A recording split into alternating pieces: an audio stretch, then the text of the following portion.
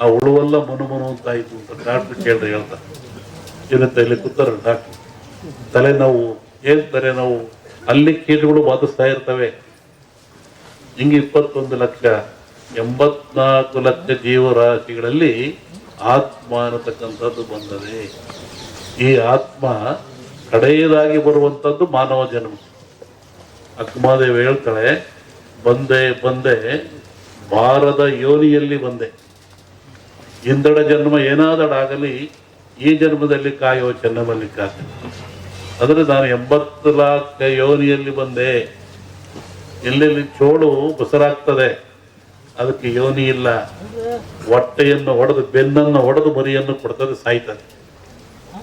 ಯೋನಿ ಇಲ್ಲ, ಅದು ತನ್ನ ವಂಶ ಕೊಡ್ಬೇಕಂತ ಬೆನ್ನು ಹುಡ್ಕೊಂಡು ಸಾಯ್ತಾನೆ.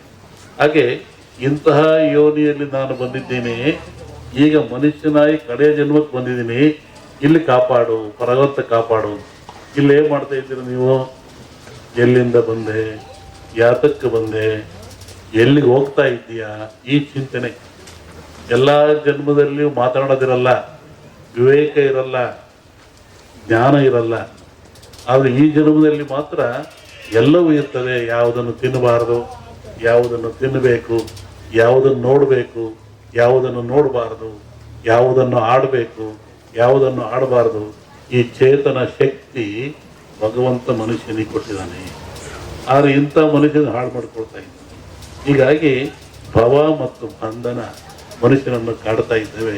ಇನ್ನು ದೂರವಾಗಬೇಕಾದ್ರೆ ಇಂಥ ಹಬ್ಬಗಳು, ಆಚರಣೆಗಳು, ವ್ರತಗಳು, ನಿಯಮಗಳು ಮನುಷ್ಯ ಮಾಡೋದ್ರಿಂದ ನೆಮ್ಮದಿ ಸಿಗ್ತದೆ, ಶಾಂತಿ ಸಿಗ್ತದೆ, ಅವನಿಗೆ ಸುಖ ಸಿಗ್ತದೆ. ಈ ಕಾಲಿ ಜ್ಞಾನ ಬಂದಂದರೆ ಹಿಂದೆ ನಡೀತಕ್ಕಂಥದ್ದನ್ನು, ಮುಂದೆ ನಡೀತಕ್ಕಂಥದ್ದನ್ನು ಹೇಳ್ತಕ್ಕಂಥ. ಇಲ್ಲಿಂದ ಇದು ಇವತ್ತೊಂದು ಹೊಸ್ತ ಏನಲ್ಲ ನೋಡಿ. ಒಂದೊಂದು ಸರಿ ಹೇಳಿದೆ ನಾನು, ಅಂದದ ಪಟ್ಟಣವ ಚಂದವೇನ ಬೇಡ, ಲೋಹದ ಗಿಡಗಳೆರಡು ಬಡಿದು ಚಿನ್ನಿದಾಂಡು ಆದಿತ್ತು. ಇದು 100 ವರ್ಷಗಳ ಹಿಂದೆ ಹೇಳಿರ್ತಕ್ಕಂಥ ಒಂದು ಮಾತು. ಯಾವುದಿದು? ಅಂದದ ಪಟ್ಟಣವ ಚಂದವೇನ ಬೇಡ. ಅಮೇರಿಕಾ ದೇಶದಲ್ಲಿ ಪೆಂಟಗಾನ್ ನಗರವನ್ನು ಕಟ್ಟಿದರು. ಲಕ್ಷಾಂತರ ಜನ ವಾಸ ಮಾಡುವಂಥ ಪೆಂಟಗಾನ್ ನಗರವನ್ನು ಕಟ್ಟಿದರು. ಯಾವ ಥರ ಕಟ್ಟಿದರು? ವಿಜ್ಞಾನಕ್ಕೆ ಸವಾಲಾದರು.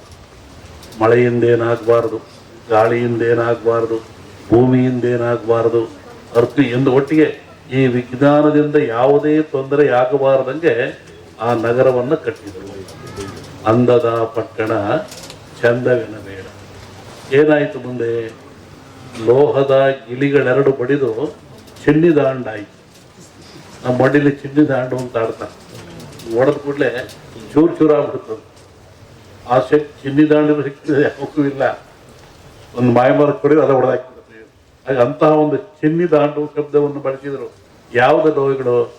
ಲ್ಯಾಂಡರ್ ಲಾಡಿನ್ ಅಂತಕ್ಕಂಥವ್ರ ಮನಸ್ಸಿಗೆ ಕಟ್ಟಕ್ಕಾಗಲ್ಲ. 2 ಪ್ಲೇಟ್ ಬಿಡಿಸಿದ, ಒಡಿ ಒಡಿ, ನೀನು ಅಲ್ಲ ಅಂತ ಹೋಗ್ತೀಯ, ಒಡಿ, ನಿನಗೆ ಮೋಕ್ಷ ಒಡಿಯಿಂದ ಅಲ್ಲಿ ಬಾಂಬ್ ಹಾಕಿದ. ಅದೇನಾಯಿತು? ನುಚ್ಚು ನೂರಾಯಿತು, ಲಕ್ಷಾಂತರ ಜನ ಸತ್ತರು. ನಾನು ಭವಿಷ್ಯ ಹೇಳೋದಕ್ಕಿಂತ ಭವಿಷ್ಯವನ್ನು ರೂಪಿಸ್ತೀನಿ ನಾನು. ಹೀಗಾಗ್ತದೆ, ಹೀಗಾಗ್ತದೆ ಅಂತೇಳಿ ಹೇಳಿದೆ ನಾನು. ಮದ್ದಿಲ್ಲದ ವ್ಯಾಧಿ ಬರುತ್ತೆ ಎಂದೆ, ಹುಷಾರಾಗಿರ್ರಿ ಅಂತ ಹೇಳಿದೆ ನಾನು. ಈ ತಾಲಿಬಾನ್ ಇರತಕ್ಕಂಥ ಕ್ರೂರ ಜಗತ್ತನ್ನು ಆವರಿಸ್ತದೆ. ಉತ್ತರ ನಾಡಿನಲ್ಲಿ ಹಬ್ಬೀತು ಹೆಬ್ಬೇಗೆ, ದಕ್ಷಿಣಕ್ಕೆ ಸುತ್ತುವರೆದು ಬರುವಾಗ ಜಗವೆಲ್ಲ ಕೂಡ ಆದೀತು ಅಂತಾನೆ. ಕಾಶ್ಮೀರದಲ್ಲಿ ಹುಟ್ಟಿಗಂತೂ ಗಲಾಟಿ, ಇಲ್ಲಿ ಭಾರತದಲ್ಲಿ ಇಲ್ಲಿ ಬಂತು, ಎಲ್ಲ ಇಂಡಿಯಾ ತಗೊಳ್ತು, ಈಗ ಜಗತ್ತನ್ನು ತಗೊಳ್ತಾ ಇದೆ. ಕಾಲೆಜ್ಞಾನದಲ್ಲಿ ಬಂದಿದೆ ಇದು. ಇದು ಜಗವೆಲ್ಲ ಸುತ್ತುವರಿದು ಒಂದು ರಾಷ್ಟ್ರ ಕಾಣೆಯಾಗ್ತದೆ, ಮತ್ತೊಂದು ರಾಷ್ಟ್ರ ಬಂತು. ಇದು ಜಗತ್ತನ್ನ ಕೊಲ್ತದೆ, ಜಗತ್ತನ್ನು ಆವರಿಸಿಕೊಳ್ತದೆ. ಇದು ಮುಂದೆ ಬಹಳ ಕಷ್ಟ ಇದೆ. ಅದಕ್ಕಾಗಿ ಒಂದು ರೂಪಿಸ್ತಕ್ಕಂಥ ಇಲ್ಲಿ ಮನುಷ್ಯನ ಮನಸ್ಸನ್ನು ಕಟ್ಟುವುದು ಬಹಳ ಮುಖ್ಯ. ಲ್ಯಾಂಡನ್ ಅನ್ನತಕ್ಕಂಥ ಮನಸ್ಸನ್ನು ಕಟ್ಟಲಿಲ್ಲ ಅಮೆರಿಕದವರು. ಆರು ಪೆಂಟಗಾನ್ ನಗರವನ್ನು ಕಟ್ಟಿದ್ರು. ಎತ್ತುಗಳೆಲ್ಲ ಗಳೆ ಹೊಡಿತಾವು. ಎತ್ತ ಬೇಕಾಗಿರೋ ಟ್ಯಾಕ್ಟ್ರು ಬಂತು. ಆಮೇಲೆ ದೀಪಿಗಳು ಮಳೆಗೆ ಅವು ಏನೋ ಕಾಲಿಜ್ಞಾನದಲ್ಲಿ ಅನೇಕ ಬರ್ತವೆ. ಒಂದು ಮೊದಲಾಗಿ 9 ಕಡೆಯಾಗಿ ತಾಮ್ರದ ತೂತು ಬಂದಾಗ ಪಳನಿಸಾರು ಮರ್ಕಟರು. ಈ ಭಾರತ ದೇಶವನ್ನು ಆಳಿದವರು ಬ್ರಿಟಿಷರು 9 ಜನ ವೈಸ್ರಾಯರು, ಒಂದು ಮೊದಲಾಗಿ 9 ಕಡೆಯಾಗಿ.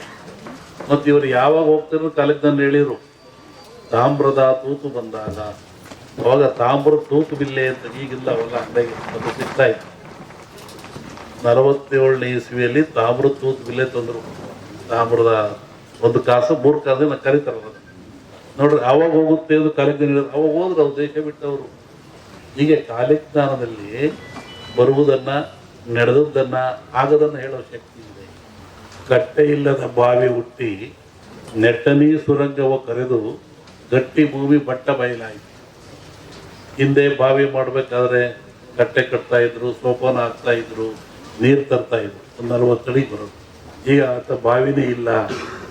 ನೆಟ್ಟನಿ ಸುರಂಗವ ಕೊರೆದು ಗಟ್ಟಿ ಭೂಮಿ ಬಟ್ಟ ಬಯಲಾಯಿತು. ಇಲ್ಲಿ ಒಂದು ಅರ್ಥ ಇದೆ. ಆ ಸುರಂಗವನ್ನು ಕೊರೆದ್ರು, ಬೋರ್ವೆಲ್ ಕೊರೆದ್ರು, ಬೋರನ್ನು ಯಾತಕ್ಕೆ ಕರೀತಾರೆ? ಬಂಡೆ ಇದ್ರು ಕರೀತಾರೆ. ಮಣ್ಣಿನ ಕೆಳಗೆ ಬಂಡೆ ಇದೆ, ಆ ಬಂಡೆ ಕೊರೆದು ನೀರು ಬಂತು.